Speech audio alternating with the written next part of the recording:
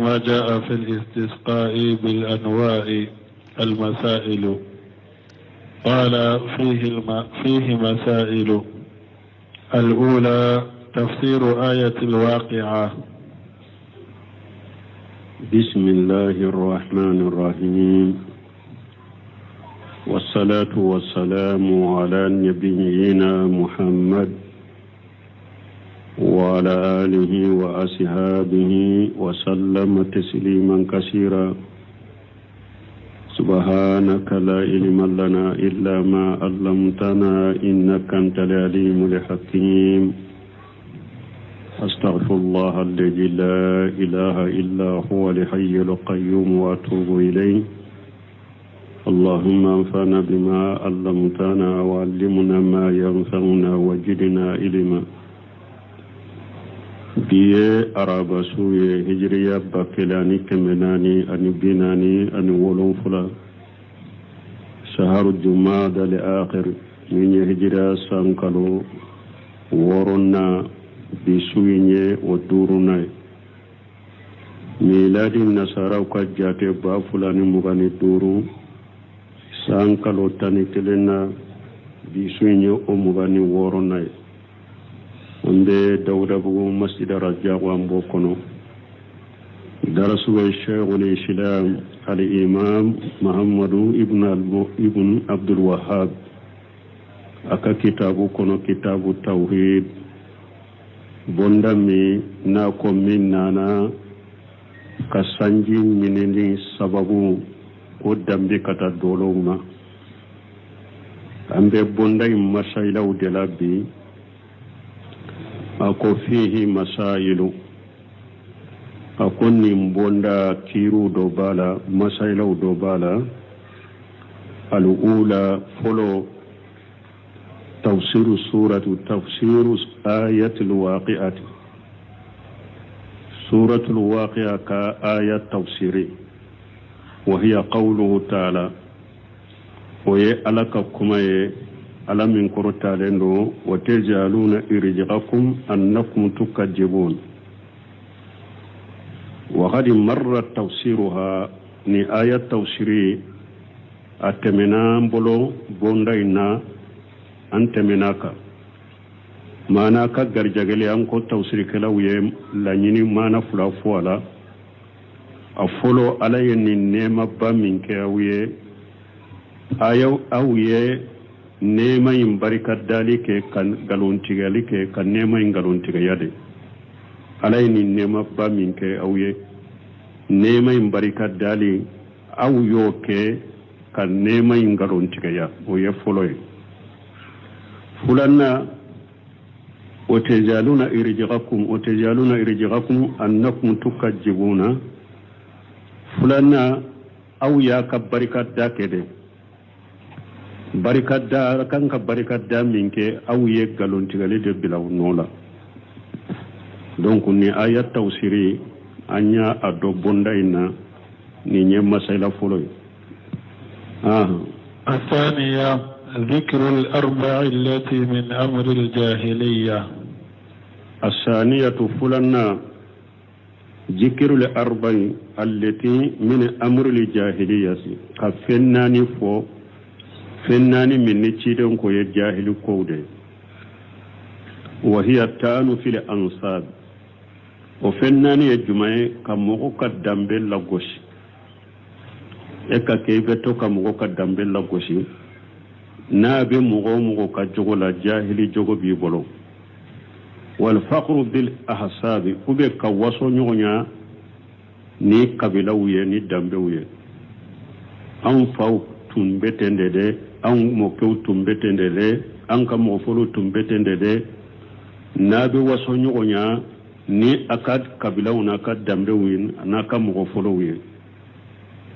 nka kabila tunya che farude an ka mofolo tunya che farude an ka mofolo tunya ninde nyinde ni be waso nyonya ni oye nabe waso mo werela ni oye ni obe mo min jogola obe be kabila min jogola jahili kodo de والاستسقاء بالأنواع سبنا ni ciden ko jahil kodo aba kam mantum bolo aba kam mantum mo do bolo ta to e fana woye ka sanji nali ka dambi kata doloma ni aya nyen ni sanji mi soro nin dolo masina de sababu do jahil kodo abe ciden kam mantum bolo abu do bolo nani na wonni ya hatu alal mayit kakkashi sula wan nadbi wanyo fosarahula wan nadibi ani katoka suka bara nyuma ujate ko do minyen dantigadi minyininka su sutura lenko fe kana sigi mogo do kajjo nabe suka nyuma fo ka dantigali keni suka nyuma ye ayenninke atumbete balu beta jogo do fala yere munu yere tuntala o ye haramu de islamia sariala kakasi suka ube kato ka jo ka suka bara nyuma jate uba fode man nadabi nunun tebbe islamia sariala ciden ko kasi sugo ako jahili kodo do anyo famu bondaina aha الثالثة ذكر الكفر في بعضها. الثالثة مسائل سبنا ذكر الكفر في بعضها nin konnani min fulani nyen nu fora jide nye kafiria de fo ado la yere ado wa ye kafira de fo no fere wa hiya al-istishqa bil anwa'i wa kadhalika tanu fi an-nasab wa niyahatu ala al-mayt jide nye kafiria fo munum be sanjin nali dambe kata dolo ma ye kafiria fo tigi ka kola obo chogo kelenga mumbe hada madenka dambella kosi ka sapute cidenye kafiriya fo o fanala abo chogo la aye kafiriya fo mimbe kashi ka kulo sula aye kafiriya fo o fanala kama fi hadis kumi nabe hadisa dola isnatani fi nasi huma bihim kufru ciden ko fula fule hada madenw bolo o ko fula be hada madenw ko fula ye kafiriya de yu bolo atanu fi nasab ka hada maden ka dambel la gosh ciden ko be mo do bolo kafiriya de do onana hadisa dola wonni ya hatu alal maiti anika kasi suka ni hadisa be muslimu kono muslimu yabo kitabul iman babu itilaq ism al kufur ala tani fi nasabi abu rataka hadisa do hadisa be muslimu kono kitabu al iman liman ya ewa bonda liman ya hadisa ana bonda ube yoromi ani ko ka kafiriya fo mogo mi nabi hada madun ka dambel la kosi muslimu hadisa ndo bonda la abu rataka hadisa de do donc ka hada madun ka dambel la gosi ka sapute kafiriya fora no ko yere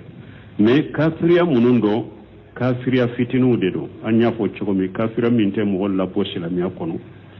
ka kashif su fanala o hadisa kono muslimu cidenye kafiriya fo aka nimbe kulo ka kasisula kafira cidenye kafiriya fo o fanaka mais kafiriya sugu mindo kafira minte mo wala posila mi akono kafira fitini aha الرابعة أن من الكفر ما لا يخرج من الملة. الرابعة مسائل نانينا أن من الكفر ما لا يخرج من الملة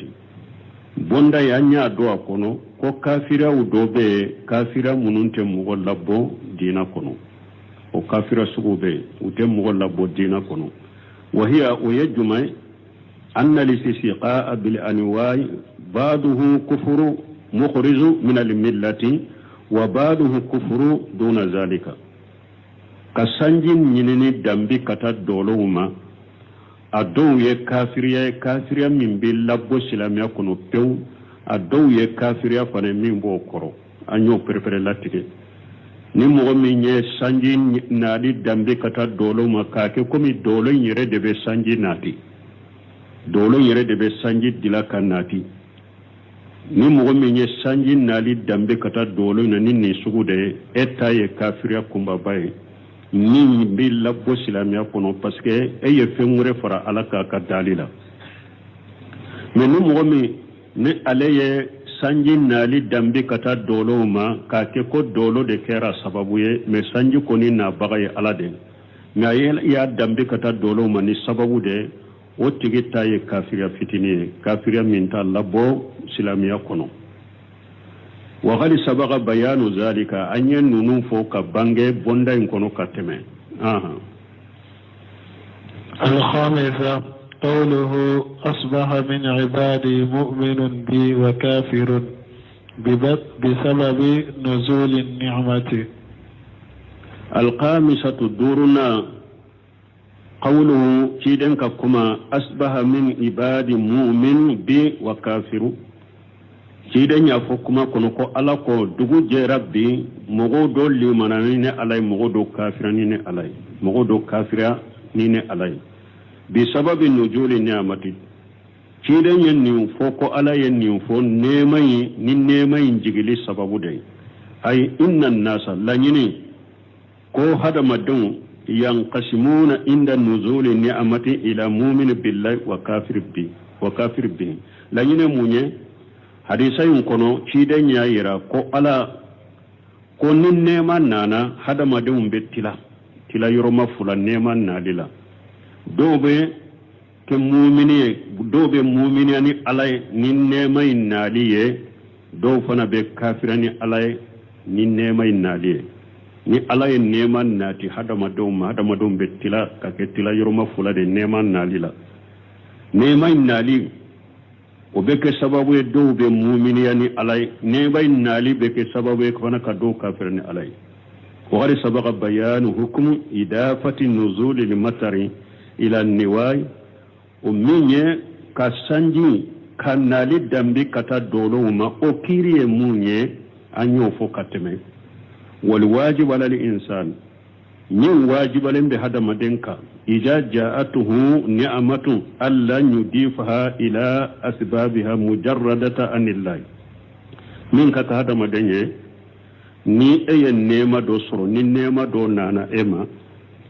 nemai kana dambi kata ka sababu ma ka ala sembwala hada maden min ka kaniye ni nema do nana ema kana nema dambi kata ka sababu ma ka ala bwala bal ikan kan munke ya ataqidu anna haja sababu mahadun in kana haja sababa bal ikan kan munke e ka jatemina nema min fulen bolote nemai min kera sababu ye ka neman kenne sababu doronde do me na ya soro ko nyire ye sababu ye de abena misali ya fu na ya soro nema nani man ni sababu doye o mina sababu doronye ka jate mina ala de nema indi baga ema min kon ye sababu doronde ni ala ya ke sababu ye ni nema nan hada madema kenni chogodela misalu zalika o misaliya رجل خريق في ماء مغدو أبافي كتوجي كنو وكان عنده رجل قوي مغدو تنبي أكرو فنبي منا أبسي جيلا فنا فنزل وأنقذه أجينا جي كنو كأكشي كبو جين كنو نيمتو جيلا فإنه يجيب على هذا الذي نجا أواجب رأيكشيسا إمن كشرا كبو جي كنو an ya arifa ni'amata Allah alaihi a wajibilin bai ika alaka nema do ika walau anna Allah amara amaran qadariyan wa amaran sarayya an yunqijaka haja rajul ma hasala inqajuhu alaka nema do ireka ka do ni alatuma Allah tiga kala tigela ani ni alatuma latiga ka sariyala ko nin ceyin ka ekisi atunte se kisi wala ceyin mina sababu ye doro ko ni ay netumbe to jina ala ye nin ceyin nati akera sababu ye kanebo ninya ala kan nema de neka parce que latige la ala de Allah tige nin ce kana ima sariya ya fana ala de Allah tige nin ce kisi parce que sariya ya fo nafsul masum nin tangale sariya ya nyamariya anko kishi donc latige la ala ye nin ce kolo kananaye sariya fana la ala ye nin ce nyamariya ko aka ke sababu ye aka kisi kana to jila ayi kisi akera sababu ye kisi ma to jila fana don nindo kon ni ala kan nema da ikan nindo ko ala de ninke sababu ye ni ala tumma ninke sababu ye latigela kanya maraka latigela kanya maraka sariyala atunte se ka kisi ni ala de anya mar latigela kanya mariya sariyala kisi o do alaye fa anta ta'taqidu anna haja sababun mahadu e ka siri dusukun kono ka fu min fule ki kisi ni nye sababu doronde me sababu likala ala de ni shera ni yi kisi o jate sababu doronye ka fu ala de e kisi me ni nye sababu doronde ni ala ya ke sababu ayen kisi hada maden kan ninde do neman na wakati ima amma in qariqa min hada maden ba fe ka to jila wa yasara Allah lahu fa kharaja ala yere ya nugoya yere borani yere ye fa qala yibolen kofe iko inna waliya fulaniya an qadani ya iko waliju fulana de nekisi fa haja shirku akbar ni nyem musirki yakumba bade parce que e fule ki kisi sababu beni ikisi dambe kata ni waliju mimma ni ma sababu sikewo ale ba ka kaburu kono ube ba soro ebe dugu werela wali jumbe dugu werela etumbe to jila e bora doro e ko ni wali ju fulana de nekisi ni musirkiya kumbaba li'annahu sababun khairu shay'in parce que e fule kan ni wali ju kisili min fule ni sababu do sababu min sahalente ni summa inna idafatahu ilayhi wa kufi fule kai ka kishin dambi kata ni wali ju mimma لا يجهر منها أنه يريد أنه سبب أتبانج إبولو فنكو إيا لانيني إيكا لانيني تي كو ودجوني سببوية بل يريد أنه منقذ بنفسه إيكا لانيني كو ودجوني ردي كشي مغمين بايني كما سقفو عليك لانيني تي كو ودجوني سببوية عليك لانيني ودجوني ردي عليكش لأن اعتقاد أنه سبب وهو في قبره غير وارد parce que ka jate mina konni walijude kera sababu kan nekisi kasura lebu aka kaburu kono otese kanawo otese ka famu otese ka ewa kefe nyawo ale ba ka kaburu kono ebe se ka le jate chogodi sababu ko ale ekisabe ka kaburu kono walizalika ninde koso kana ashabul awliya waliju tigur kera mo munum be ewa waliju batola kadante me waliju batolila ija najalati bihim shiddatu niko gelendo jigina uka yashaluna li awliya duna allah taala ube walidu de nyen deli kasro alate waliju batolaw munun dante mena waliju kola niko gelendo jigina uloka dro ube waliju de wala ka alatoy فيقعون في الشرك الأكبر وبك سبب وبي مشرك يقوم ببقنا من حيث لا يعلمون كسروا وتاكل ميري ومن حيث يعلمون وبي كسروا باكل ميري ولجبتوا لو دو نكو جلني يسروا دروبي ولجود ولا كسروا تيو على ولا ubeta bi musrikiya kumba ba kuno kasoro bado adu beseta bi musrikiya kuno kasoro bado yere summa qad yuftanuna o kofe ala beseko la jarabi fana fayahsulu lahum ma yuriduna inda du'a li awliya la bihi ala beseka wali jubatula nunun la jarabi fana ube min nyini waliju fi abaka kaburu kono nu ye mun nyina fe ala beseka oko nyanabo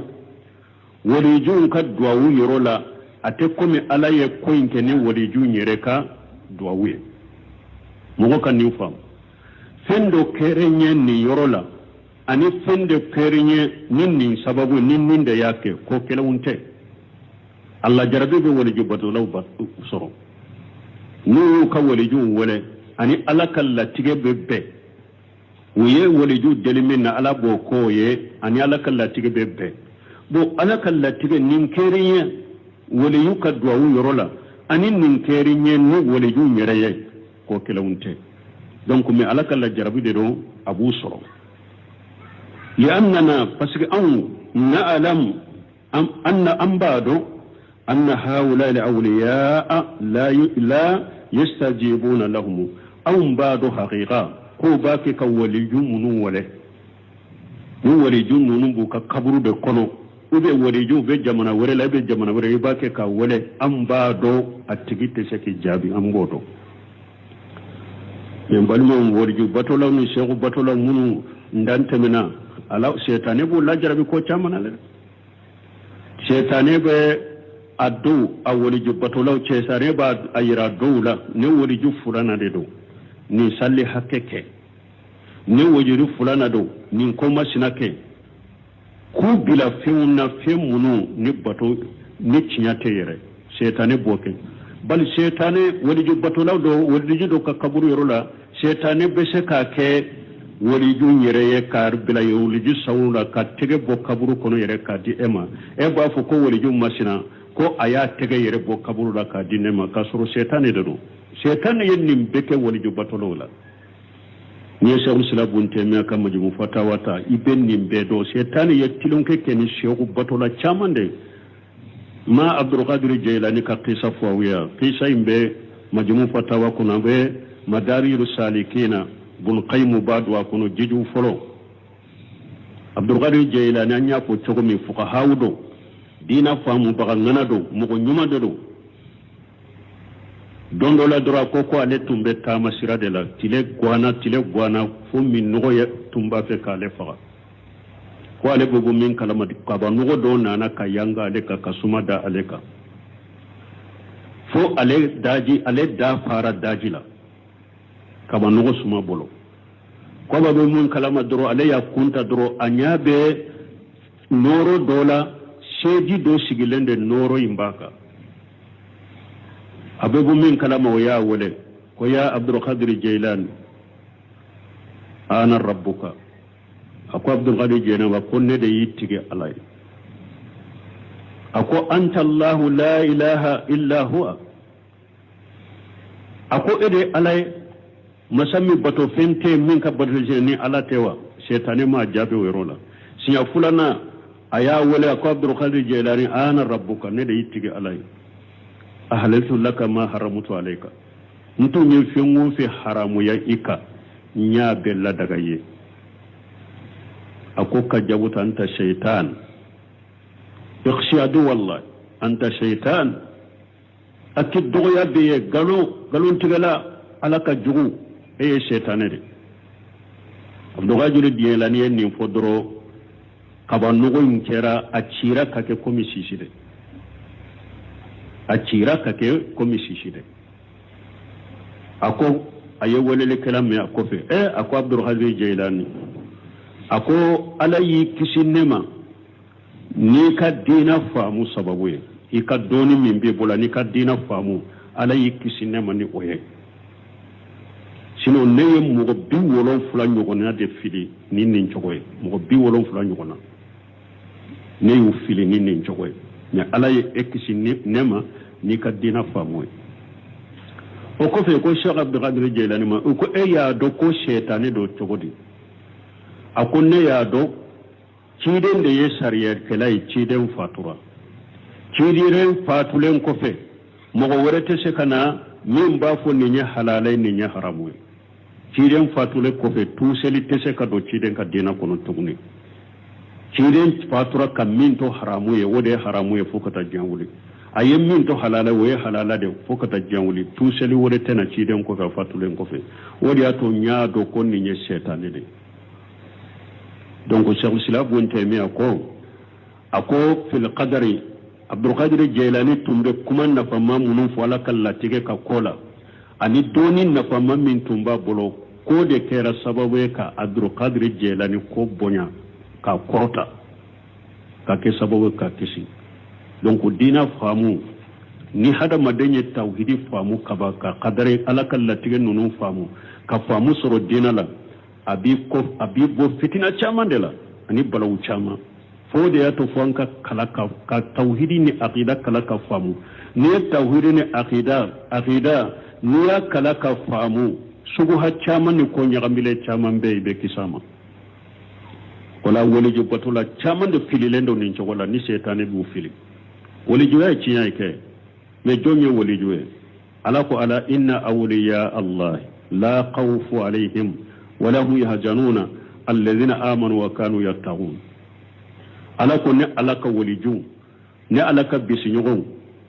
siranya tuye dusukasi tuye ne ala yeri yu preparelata ko jondo alladhina amanu wa kanu yattaquna mun ni mu'minu ye nu be siralanya mu'mini alanya siranya bagabbe alaka waliju silama nyuman be alaka waliju aka liman yana aka bara nyuman be nyogo nye chogomi aka waliju akata alamo be nyogo nye chogodela sino silama be alaka waliju silama nyuman be alaka waliju wala me ko sugu munun be jiyan kono janko farafina nunu ko sugu munun be kamugo dom mina kabila ala palasila abe nyongiraye sujuri be biaye aka daji beta aba fo ko beki kan ngani asiri abe be kan ngani afe be kan ngani atado mun be mo kelen kele bisukun kono aba bedo abe be kan nyan makonya nabo akera atigi be nyana mayala akera tigi sara ninde to ko musirki ya kumbaba ka fen wele katama ka ko dogolen doni wele katama ayere sigile fana bo sabati ta huti sigile ni setane sigile ale yere minyen nunu sabati na be nunu fo ya yu sabati setane ta huti sigile nde fulaw koro an nunu fana darula akera musirkiya kumbaba minya labbo islamya kuno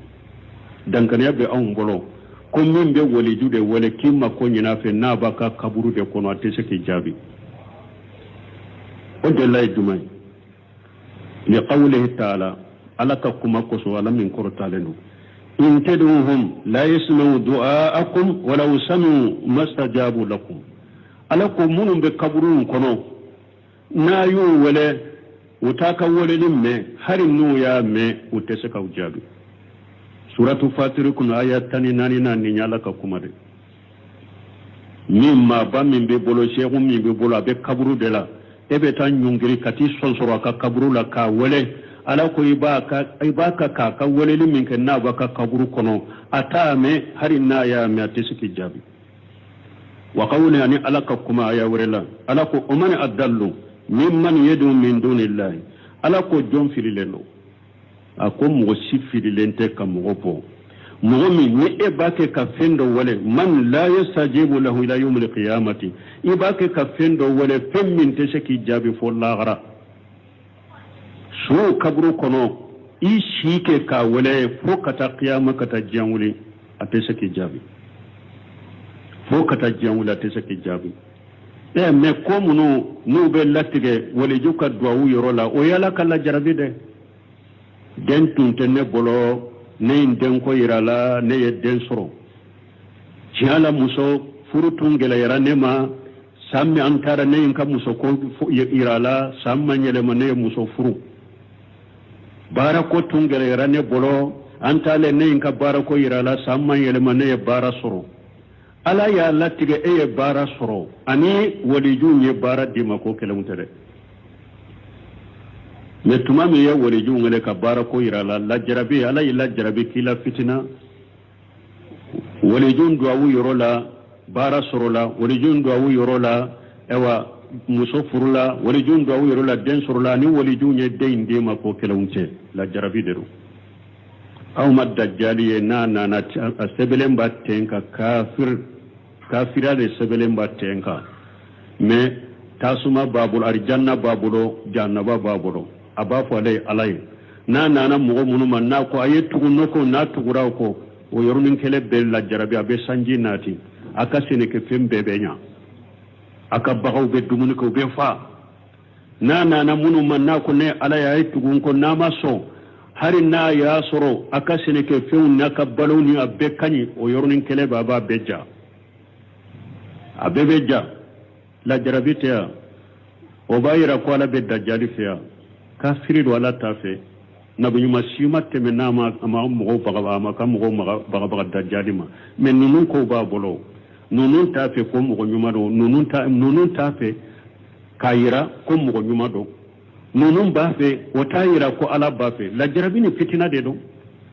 donc woni ju fana ka duwawu yorola ala be wa ko munun jaba be ko munun soro la jarabi de do koy ate ko mi wori ju nya dama de la jarabi de do fo ala ka kuma de do fo qiyama woni ju kaburu kona te se ke jabi fo qiyama andale mbola kuma mbesa chogomi woli shi te se ka mo jaba ka kaburu kona ta me hari na ya me te se ke jabi o be suratul ahqaf kono السادسة التفتن للإيمان في هذا الموضع. السادسة ورنا التفتن للإيمان في هذا الموضع. هذا مدينكي جانتو لمن يلا نيرولا وهو النسبة لمطر إلى فضل الله ورحمته ويجمع نيمان وقتي إجانتو لمن يلا نيمان وقتي مانا ikan nema indambe kata ala fasamantiyama ani ala kan nema o beke sababu ye nimba yira ko limanane ne alay kallimanane alay ijantola ikakunu hakili tola ni yorola nema na yorola ikan nema indambe kata ala ka fasamantiyama ani ala kan nema o beke sababu ye ki kallimaniya yira ni alay السابعة التفتن للكفر في هذا الموضع. السابعة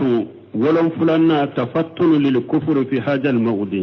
نيمنا وقتي يوروبنا إيجان تو كافر يلا إيكنا تقوم فمين بك كافر نيمنا وقتي إيجان تو كافر يلا إيكنا تقوم فمين بك كافر وهو النسبة لمطر إلى النووي ويجمع كا sanjin nali dambe kata doloma ka sanjin nali ni sanjin nana ni sanjin nali dambe kata doloma ko dolo de kera sababu ye doro kafira biso me kafira mindo kafira fitini rati labo silami akono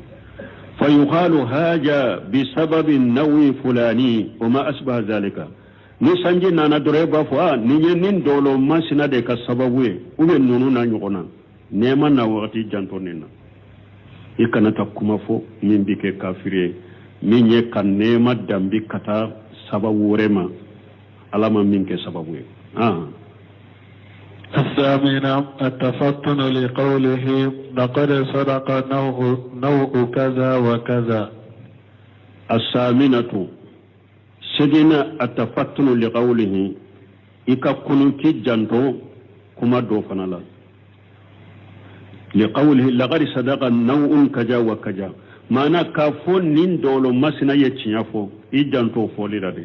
فاسكي أفولي أني نين سنجي نانا نين دولو مسنا يسببو بيدي كرجة كنو نيرو فنا لدي كافون نين دولو مسنا يتشيافو إجانتو لا إكا كنو نيرو فنا لا وهذا قريب من قوله نين كسرو كمالا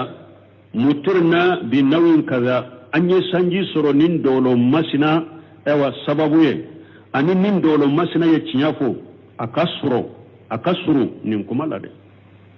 anye sanji soro nin dolo masina ye tinyafo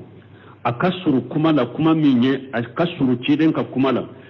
kuma minna ko muturna binawin kaja anye sanji soro nin dolo masina sababu ye donc yiki janto ka fo la gadi sadaqa nawun kaja wa kaja ijanto nin kuma folila parce que ni tire nya ambali kuma minna hadisa in kono u kasuru nyugo na de ya anna sana abisiriqi ala nawi parce que ni dolo intanu ni tiñaye ye dolo intanu ko tiña tigaye mugtadahu wala nyine jumaye wala nyine yede anna hada li matara bi wadihi wala nyine de konni sanji nana nin dolo masna kallahi rude min dolo masana illahi dum min tay ko ane ale bora sanji bina min dolo masana nana ni ewan ni sanji nana min dono masana kallahi dude summa bitanfiji wadihi o ko fe dolo yi aya kallahi dum min tay aya bo asrafi donc wala sanji na wakati wala gadi sadaqa nawin kaja wa kaja janto wala hakili ton ni yorola ikana nin kuma fo parce que ani kuma min be hadisa en kono be kasuru nyon التاسعة إخراج العالم للمتعلم المسألة بالاستفهام عنها لقوله أتدرون ماذا قال ربكم. التاسعة كنتنا إخراج العالم لمتعلم المسائلة بالاستفهام عنها دونك بغا إيكا دوني بو إيكا لاندم بولو ni faamu ñinini ka doni boa bolo ni ka ñinin ka ni faamu ñini masala ciden baado ko sebaw ala ye min fo ciden baado co ko sebaw taado abodo mais aye sebaw ñinin ka aw tigi ala ye min fo sura baado wa o ko ala na ciden de baado wo ciden ñinin ka faamu ñinin ka lera munna ciden baado taado mais pour u ka hakili ka kunu ciden bina kuma mun fuye u ka se ka faamu wala karammogo i be se ka doni ka di ka kalandenw ma k'u la faamu doni na ni faamu ɲini ye u fɛ a bɛ nin dɔ wa u b'a fɔ an tɛ nin dɔ dɛ wala n'u yɛrɛ u ye nin fɔ kaba donc bɛɛ bɛ a tiloma jɔ ka hakili jɔ i nɔfɛ i bɛna min fɔ ko in na u b'a faamu o la u b'a dɔn o la nin ye doni din cogo de ye karamɔgɔ bolo ka t'i ka kalandenw ma liqawli ciden ka kuma kosɔn ataduruna maza qala rabbukum ciden ko yala ya aba do atigi ala min fo wa wajalika an yulqa li alimu ala al mutaallim suwala li ajal an yatanabba an yantabiha lahu mana karamugo ika doni ke baga ika nyinin kalibila ika kalandenka pour a hakili ka kunu ibe kuma min fo ya na do la nyine ode karamugo ka nyinin kalibila ika kalandenka pour a hakili na kunu ibe na min fo ya nin tumbe bune shemi rahimahullahu alayka derisula kosobe alina ka kalandenunje nin tumbe alayka derisula kosobe na ye desu ke sisa abeseka na ya do kalande min ba fe ka sugula ka bo derisuna abi wala ni to hanye mu fo sisa pour kalandem be ka hakili ka to derisula parce que ibe sira derisu konona na akanate nin nyinin ka kodo la kodo fo ka koro akanin nyinin kala nimbe desala wala bebi hakili to dersula na lebe dersula na ya do karande min be jingola ube karamende mi hakili te dersula melira dro dersin kono nana abe kuma do fo dro ba fi ya fulan abi nyinin ka anyem min fo sisa dumando ube ni masaila dumando abe nyinin kalibrika wala be ke sababu kalandem be hakili be to derisula donc ninye karamogo ka doni di cogo de kalandem ma i kan nyinin kali do bilaka pour aka kunu wa illa nu wote fa rasul sallallahu alaihi wasallam alaka cira laka tanuna kishibaka ya'lamu anna sahabatan la ya'lamuna ma ja qala allah ciden bado ko alayen min fo se bautado ciden bodo ka falai min ko sai bauta do lakin arada an yunabbihahum li hajal amri me cidan yalla nyini ku kunu katannin koy madabina ko min fuye aya yalla nyini ku kunu katamade suna bado ku tado wa qala cidan ko ataduruna ma ja qala rabbukum akoyala abado attige alay min fowa wa haja yujibu istihdaran qulubihim gon nimbe ke sababu ubudu sukun hadari wudu sukun fara yogo ga ko hadari kuma min be fo pour du sukun ka se ka famu ka tanga العاشرة وعيد النائحة العاشرة وعيد النائحة مسائل تنا كان كريم دم نانا كشبغا مغمن بك كسك كلوب سولا كان كريم دم نجانغا كتا من برالين قيامة وذلك بقوله ويجمع كيدن كما أكو إجا لم تتوبوا قبل موتها كيدن كم مين بك كشي سولا كشي من حرام يالندو ككلو أكو مين باك نسارة كسريمة توبي تخام يوم القيامة قيامة دو إبه بويكا كبرو كنو وعليها شربال من قطران ديني يليلي ودرك لما دبي إكنا ودروا من الجرب أني كي فريقلو بك بنا سوغو دوye bana min n'a bɛ mɔgɔ la dɔrɔn i b'i yɛrɛ ŋɛɲɛ de i farikolo bɛɛ bɛ kɛ o bana sugu de k'a kɛ komi ni doroki de bɛ kan na de ye yɛlɛlen doroki bɛɛ ta o kan o ye jangakata farala jangakata kan o bana sugu n'a bɛ mɔgɔ la hali i tɛ se ka fini bɛɛ dɔn i ye fini dɔ dɔrɔn fini magara la dɔrɔn a b'i ŋɛɲɛ de o de y'a to ala ka lafiya tun bɛ ka kɔrɔ n'a bɛ mɔgɔ min na yɛrɛ a bɛ fini bɔ a yɛrɛ la de a lankolon de bɛ taama farikolo lankolon de bɛ taama parce que i ye fini dɔ fini magara la funtɛnɛla dɔrɔn a b'i ŋɛɲɛ ni o bana sugu bɛ mɔgɔ min farikolo bɛɛ la komi ni doroki b'i la cogo min deɲɛ yɛlɛlen fana doroki farala o kan jangakata ma fara jangakata kan wala ni jangakata bilalen bɛ ni mɔgɔ min tun bɛ kasi su la ka kulon ni sara ni ma tuubi ni jangakata de bi ɲɛ wa haja wa'idun azim ni ye kankarimada ye kankarimada min n'a ka bon kosɛbɛ باب قول الله تعالى ومن الناس من يتخذ من دون الله أندادا يحبونهم كحب الله باب من يبون قول الله تعالى ألك كما لنيني أني ألك كما توسرنا كرو ومن الناس من ألك مغو دوب مغولا يتخذ من دون الله أندادا وبيبتو فيهم دومنا yuhibbunahum ka hubbila wo bato fen do mina ku ke bato fen ku bato ugo ka bato fen kanu ko be ala kanu cogomi ni mbonda do kunye munye kayira hada made kanu sugu do be ni kanu sugu do fen do be ni dan fen kanu no kanu sugu ya doro mushriki adi so iddo na mushriki ya kono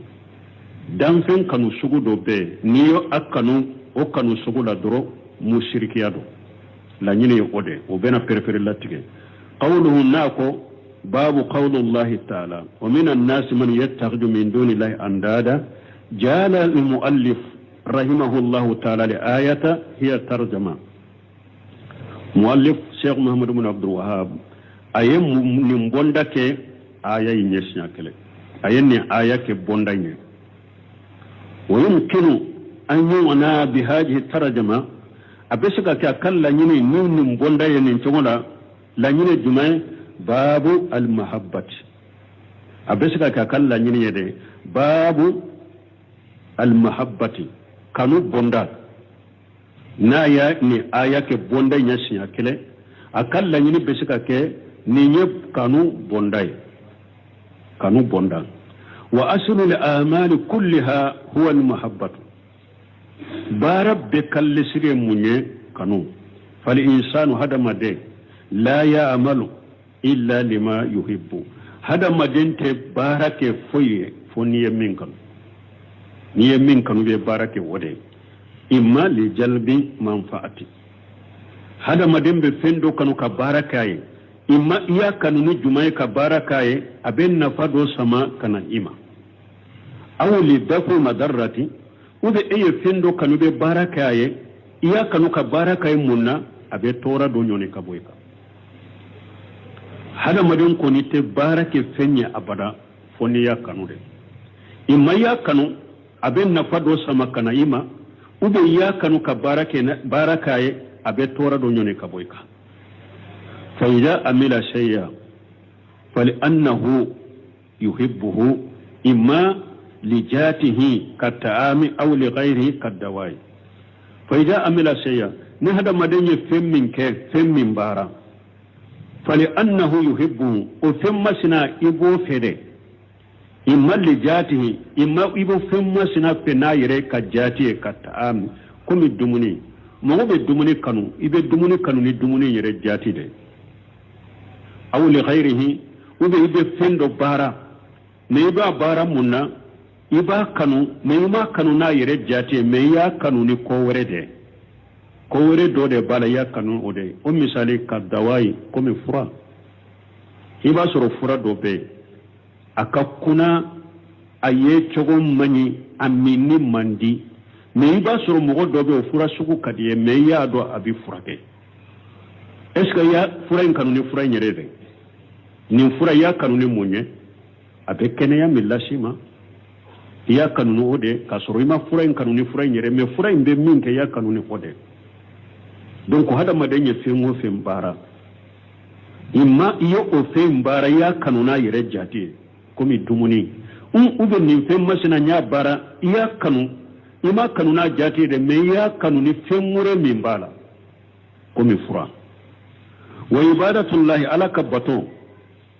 mabniyatu ala almahabbati wa ala kabbato jolembe kanu de ka ala bato a jolembe kanu de ka bal hiya haqiqatul ibadati bal ala kanu de bato ire haqiqai ala kanu wode bato ire haqiqai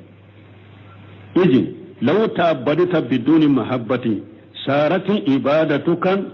qisran la uruha fiha min mu'min ya ala bato kasoro ala kanu ti ka bato la i ka bato kera fara min ni tala fara i ka bato kera komi fen fara ni tala fa idza kana lil insanu fi qalbihi mahabbatu allah ni hada maden kera ni ala ka kanu bi dusukun kono wala usuli ila jannati anin nabi idusukun kono kashe arjanna ma o kanu bi dusukun kono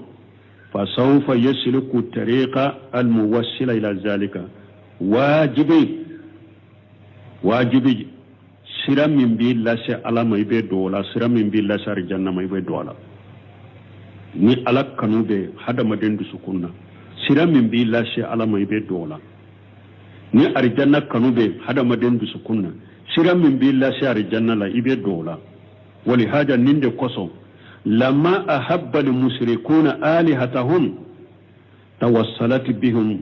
هذه المحبة إلى أن أعبدوها من دون الله أو ما الله ودي قصو تمام مشركو يكبتو فين كانوا وكبتو فين كانوا كرا سببو كل شيء مما كل شيء وكبتو فين كبتو كالبتو ليرتو وبي كبتو كفر لك نيا الشيخ بتو لا من أنبافو كبر بتو لا من أنبافو wali ju batola munu ambafo boli batola munu nugu ka boli bato munu lasa boli batoma ha boli nunun kanu wali yato boli kanu akera sababu ye ka boli batola lashe u ka boli nunun bato ka alaka batolu te ube ayu lashe ka boli bato ka fara alaka wal mahabbatu tanqasimu ila qismain kanun betila katatila yoroma fula ninya gorbali e folo alqismu alawwal mahabbatu ibadati kanu tila yoroma folo minye bato kanu wa hiya allati tujibu tajallula wa ta'jima bato kanu de be sababu hada madem bi yere dogoya alay ibe yere majjiga alay ibe ala bonya bato kanu de be hada madem bira yere dogoyala anika ala bonya aw yaquma bi qalbi al-insani wa an yaquma bi qalbi al-insan min ijlal mahbub wa tajimihi bo kanun de be sababu e fana ka jo hada maden du sukun kono min ye ka kanu fe ka karama ka bonya ma yaqtari an yamtasila amrahu wa yastanibu nahyahu min bila ibi ka kanu fe ye min kanu abi bila sisa iba kan yamaru kanke ayi bali minna iba toy wa hadhihi qassatu billahi nin bato nin kanu sogo min fule ni ne ba fo kanu bato nin kere kere ni ala kelem pewde kan nin fam ka fen kanu akanu fana ni bi yere dogo yaye ka bonya na ka kanu beke sababu ye fana abeke sababu ye ka kanu fe iba abonya ka korota ka bonya na yin ibla min na doro ibake na yi fatanya ka bo min na iba toy min de togoye ko bato kanu nin kere kere ni ala kelem pewde famana habba ma allah khayrahu muhabbata ibadati fa huwa mushriku shirka akbara min mo min ye fenwore kanu ka fara alaka bato kanu e tigi ye mushriki ye mushrikiya kumbaba min bi labbo silamiya kono ويعبر العلماء عنها بالمحبة القاصة دونك باو بافو نمبتو سعود ما كوباتو من كركراني علي كانو دونك باو بافو نم كانو سعود ما كانو من كركراني علي كو كانو كركرلي نم كانو سعود كان من كدام فين يده نين من كدام فين يكفر على كدرو مسرك يكون بابا كومي بوري باتولا وبيتشوغومي waliju batolaw be cogo min munum be waliju fara alaka ku bonya kwa sujude ku yere majigu ye uluna nyugonaw ku kanu sugula kanu mi ni ba bato na nyamre mi na ke na fatana kabirina toye atenya nyini dalila wala nin kanu sugu ye musrikiya de ni mo ye fengore kanu ka fara alaka nin kanu sugu musrikiya kumba babe bolo min bella bo islamiya kono القسم الثاني بو وقتي سيرايا نانكوان كا دوني فنالا فرام فانشيا كا جلني على سنة درسورة درو أمبا تكون درو والمحبة تنقسم إلى قسمين ني على سنة درسورة أنتا نيرولا برو أنسك فامو سرولا وقتي سيرا سبحانك اللهم ربنا بحمدك أشهد أن لا إله إلا أنت أستغفرك وأتوب إليك